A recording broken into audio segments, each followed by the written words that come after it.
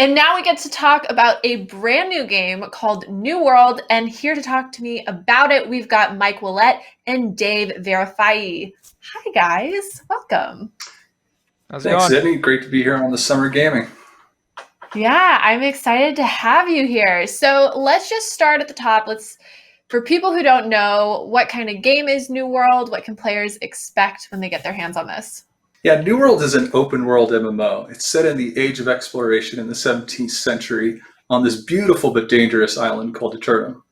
It's got this great blend of directed content with quest chains and deep story, as well as lots of opportunity for emergent gameplay with open world systems like the territory control system, a player-driven economy, housing. And underneath that all is this really cool action-based combat system and deep progression that sort of keeps the moment-to-moment gameplay fun and engaging.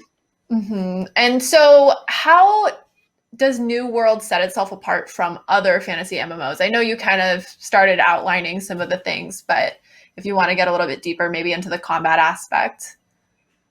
Yeah, the action-based combat is a really cool element of the game. It's a system where skill really matters.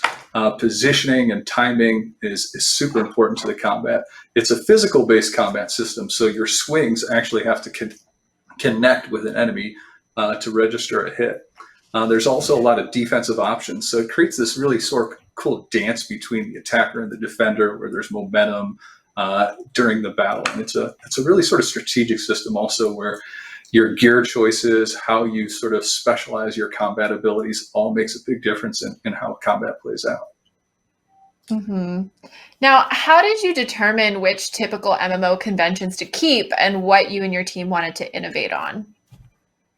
Yeah, I think, MMO players have certain expectations. I think a big part of the game that everyone likes is the sort of progression systems, leveling up your character, seeing that advancement of your character, both in terms of their abilities and their gear and all that. So those are parts that we really wanted to keep. We also like the sort of the stories that MMOs tell, and New World I think has some great story and quests behind it that Mike and his team have worked on a lot. He can dig into those. So those we really wanted to keep, but on top of it, we really wanted to add a little more open world elements and opportunities for players to create their own stories in the game. And that's where things like the territory control system, where players can take over one of the 11 territories in the game and sort of own that territory. They can set their own tax rates. They sort of act as governor of the territory, and that creates really cool storylines where different people want to overthrow governors that they don't like. And the battles and wars that come out of it are really, that's what we're seeing in the B-roll here right now, are some of the epic moments in the game, these large-scale battles. They're 50-on-50 battles where one team is trying to siege the fort while the other team is trying to push them back and hold off in defense. Yeah, I'm so glad you referenced this B-roll because what we're watching is War Mode, correct? Can you maybe tell us more about what exactly War Mode is?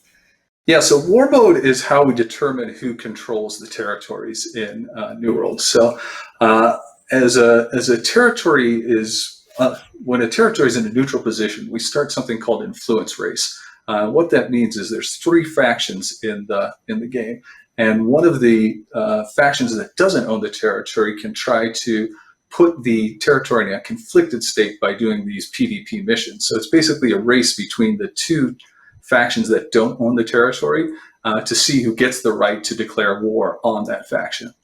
And when that happens, once the territory goes into a contested state, then we see the war that actually is happening here. And this is a 30-minute war where it's a 50-on-50 experience. And there's sort of 3 general phases to it.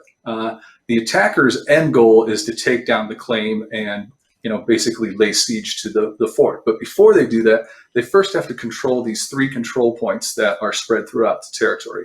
Once they control all 3, then the attackers can try to break down the gates. And then the last step after they've broken down the gates is sort of spilling into the fort itself and trying to take control of the central claim flag in the fort. And while all this is happening, the defenders are trying to stop them from doing this. What's cool about this is you'll see right there on the screen one of these siege weapons, right? So it's a really cool blend of people on foot using melee weapons, using guns, using magic, and then these huge siege weapons trying to control space and the flow of battle also. Yeah, man, that definitely looks like quite the weapon. I don't know that I would want to see that outside of my territory. Yeah, So and what kind of weapon? Oh, sorry, go ahead.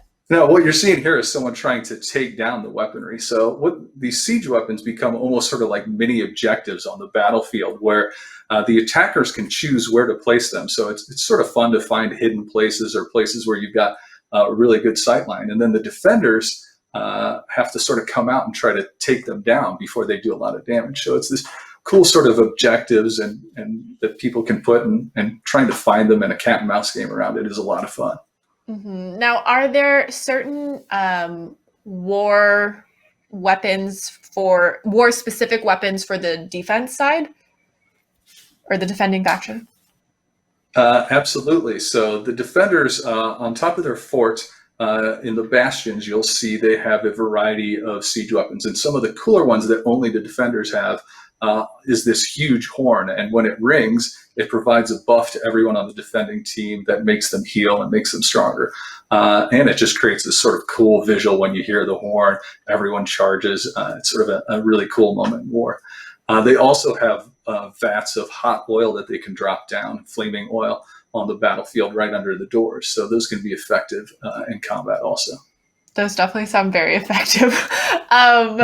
So you were talking about the steps for preparing for war and how there's kind of missions or quests that maybe you need to do in order to activate or start the war. Can you kind of take us through that? Absolutely. So there's two main elements. As the defender, one of the things you want to do is upgrade and build your fort.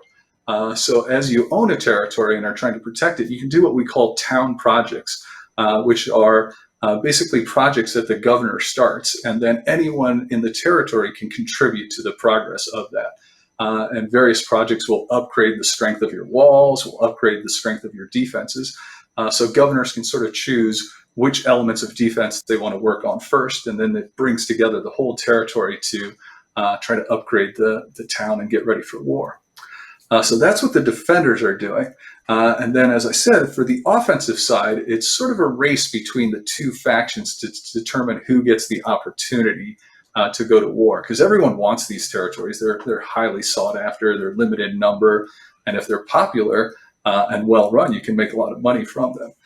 So the opposing factions both want to take these territories, and the influence race basically is a race where both factions are doing missions. These are PvP missions, so you have to flag for PvP, which puts you at additional risk when you're doing them. And when you're flagged, you have to run these missions, and basically the side that runs the missions most efficiently and gets the most done wins the race, and then has the opportunity to declare war. Mm-hmm. Wow. Well, Mike, now we've talked a lot about PvP. Can you tell us a little bit about the PvE elements of New World?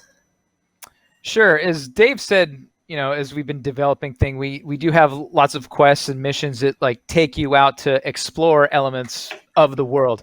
But then we have lots of POIs that represent the different families that live on this mysterious island. So the main groups that we have are the corrupted, which are the kind of like the evil red dudes that you see everywhere that are overrunning the island, and kind of the whole mission that you're kind of like undertaking is to fight back and discover what this mysterious group is all about. There's another faction known as the Lost, another one known as the Angry Earth, and all of these factions or these families like coexist in this island, and you kind of like find lore and tidbits and go on missions and quests, and then just explore the environment and different POIs, like what's really going on here. And some of them are dynamic events. We have corrupted breaches, and I don't know if Dave alluded to it earlier, but we have something called invasions, where forces actually come to assault your fort and try to take down your civilization. Jeez. Well, this is definitely not for the faint of heart.